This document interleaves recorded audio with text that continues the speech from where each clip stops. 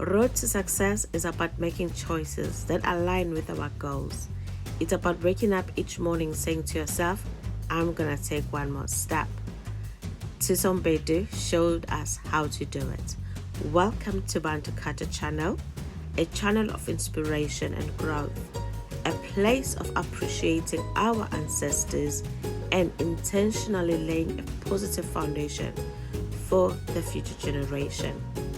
Today's topic, unlocking the secret of Shaka Zulu the Great, part 1.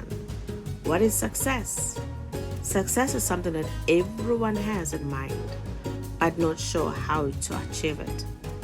Some know how, but not able. Success is achievable when you have goals. Success is when one says to themselves, I'm gonna become this and start working towards that goal. Our society is constantly bombarding us with stimulus that encourages impulsive behavior. So success is knowing that problems are part of life, but not obstacles to our goal. Let's look to our king who came before us, our ancestors, Shaka Zulu. I love his story. Even though we may not know the true story, but something about his video, his movie, that shows us a glimpse of who he was. And one major lesson that we can learn from him is self-discipline. Self-discipline has the power that shapes our lives, that will turn our dreams to reality, to forge a path to success and happiness. It is self-discipline that makes us rise from the chaos of our daily lives. As we can see, Shaka's life had chaos. He was targeted by his own father. He ran. He knew that if he does not discipline himself, if he does not train himself, he does not put himself forward, he will not have become the king we know. It is self-discipline that is a bridge between aspiration and accomplishment. It is the silent force that propels us forward even in the face of adversity. When you have an unwavering courage to say, I will reach the top, I will achieve my path. Self-discipline provides a structure and focus in the world that is actively filled with distraction, where we are willing to take sacrifice, where we are willing to be in charge of our own destination. Even when we look at Shaka, we wonder, how did he make it? And honestly to say, it is only through self-discipline that he could resist short-term pleasure in a favor of long-term benefit. And Bedu, the daughter of the kings who were before her, she displayed this on the international TV screen. She fought hard. She trained hard. She put into herself that discipline. She had a desire, which was the driving force in achieving her goal. That is our lesson. That is our hope. That is what we should have for ourselves. Having the desire. Waking up in the morning, when your body says, not today, maybe tomorrow, you're like, no. Because the question that always have to be, what would it take for me to reach that goal? When you hear Tuso, she's very honest and very open. She writes on her Instagram, this is where God her videos. She'll say how hard it was for her to train and how hard her life was, especially when her grandmother died. But she had a desire. She was determined. She trained. And when she was doing the Women King, she said she used to work hard because she knew what she wanted to achieve. And the question that I have for us, for you, how determined are you to reach your goal? Our ancestors lived before us.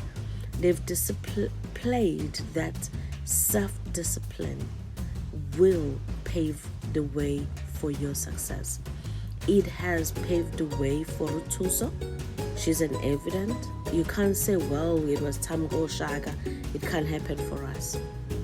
We all have life.